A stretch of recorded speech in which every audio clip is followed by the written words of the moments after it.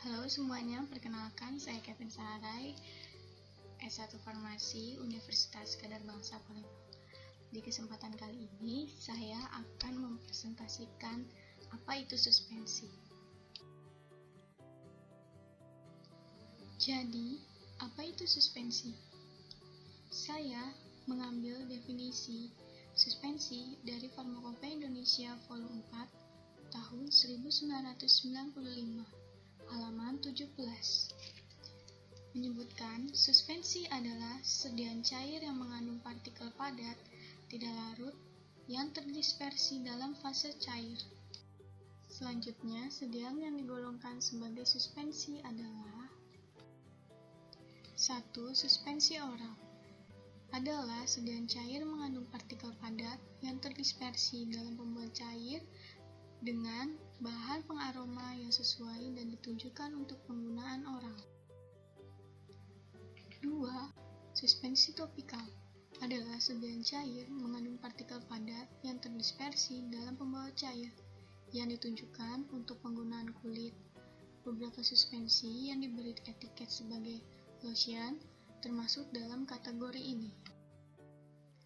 3. Suspensi tetes telinga adalah sediaan cair mengandung partikel-partikel halus yang ditunjukkan untuk diteteskan ke telinga bagian luar.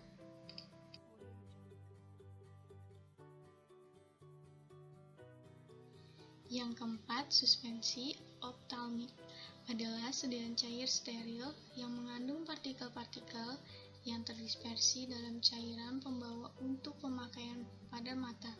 Suspensi pada mata tidak boleh digunakan bila terjadi massa mengeras atau menggumpal. Syarat suspensi optalmik: obat dalam suspensi harus dalam bentuk termikronisasi agar tidak menimbulkan iritasi dan atau goresan pada kornea. Suspensi obat mata tidak boleh digunakan bila terjadi massa yang mengeras atau penggumpalan. Yang kelima, suspensi untuk injeksi adalah sediaan berupa suspensi serbuk dalam medium cair yang sesuai dan tidak disuntikkan secara intravena atau ke dalam larutan spinal. Yang keenam, suspensi untuk injeksi terkonstitusi adalah sediaan kering dengan bahan pembawa yang sesuai untuk pembentuk larutan yang memenuhi semua persyaratan untuk suspensi steril setelah penambahan bahan yang sesuai. Selanjutnya, keuntungan dan kekurangan suspensi. Keuntungannya, baik untuk pasien yang sulit menelan homogenitas tinggi, lebih cepat diabsorpsi, dapat menutupi rasa tidak enak, mengurangi penguraian zat aktif atau stabilitas terhadap hidrolisis relatif lebih baik dibandingkan sediaan bentuk larutan, karena kontak zat dengan air lebih sedikit. Selanjutnya, kekurangannya, stabilitas rendah, aliran menyebabkan sukar dituang, ketetapan dosis lebih rendah dibanding larutan. Jika terjadi perubahan suhu, kadang terjadi perubahan sistem dispersi, kemudian harus dikocok terlebih dahulu.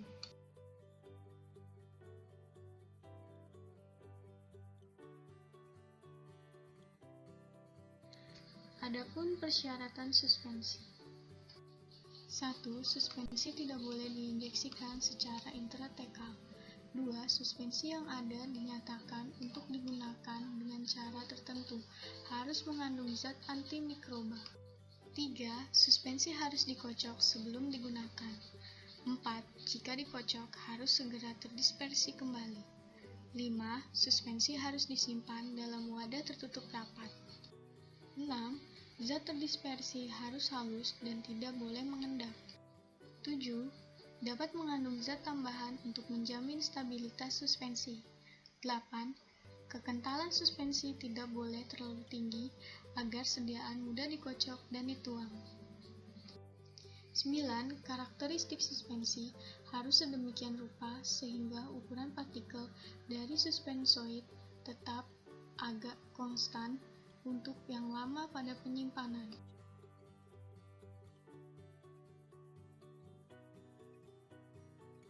Beberapa faktor yang mempengaruhi stabilitas suspensi sebagai berikut. 1. Ukuran partikel. 2. Kekentalan atau viskositas. 3. Jumlah partikel atau konsentrasi. 4. Sifat atau muatan partikel. Selanjutnya masuk ke bahan pensuspensi.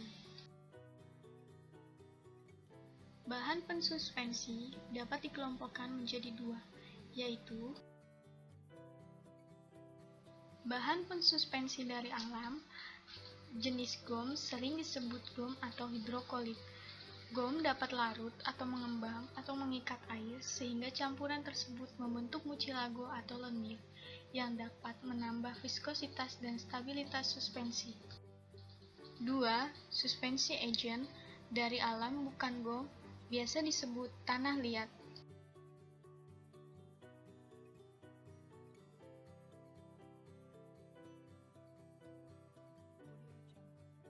Selanjutnya, contoh golongan gom.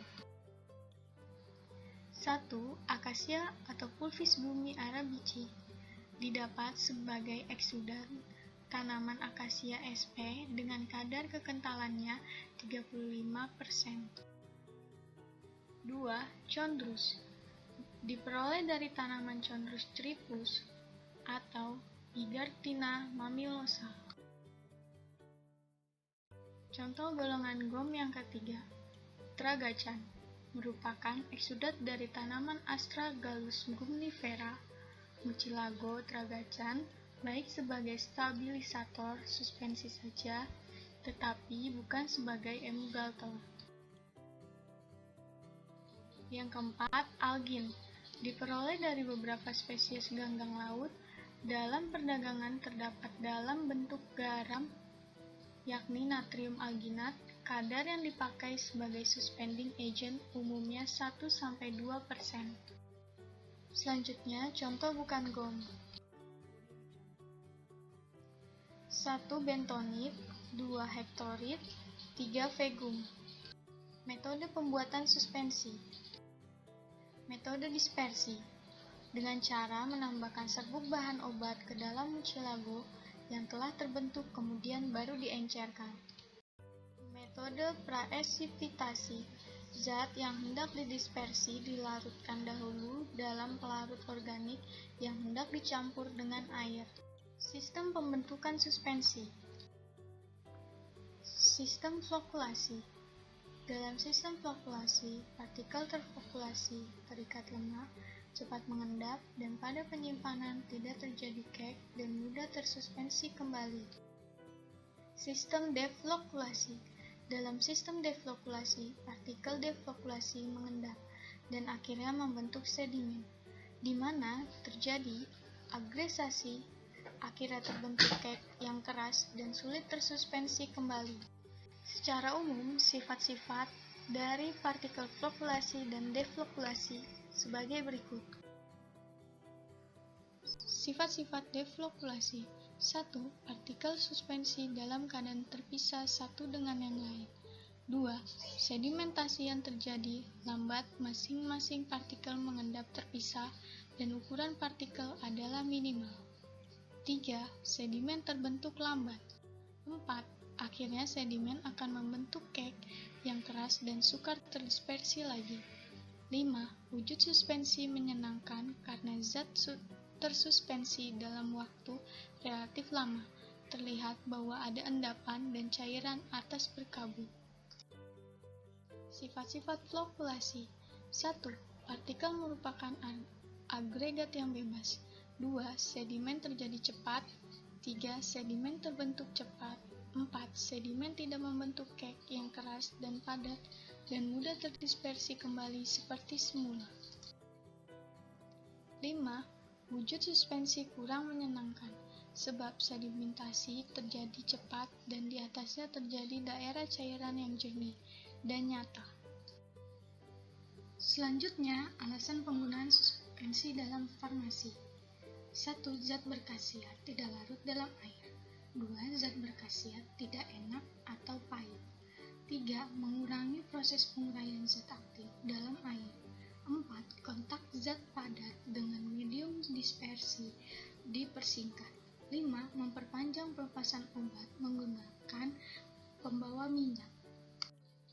Alasan penggunaan suspensi dalam farmasi. Sekian video dari saya, kurang lebihnya mohon maaf. Thanks for watching video.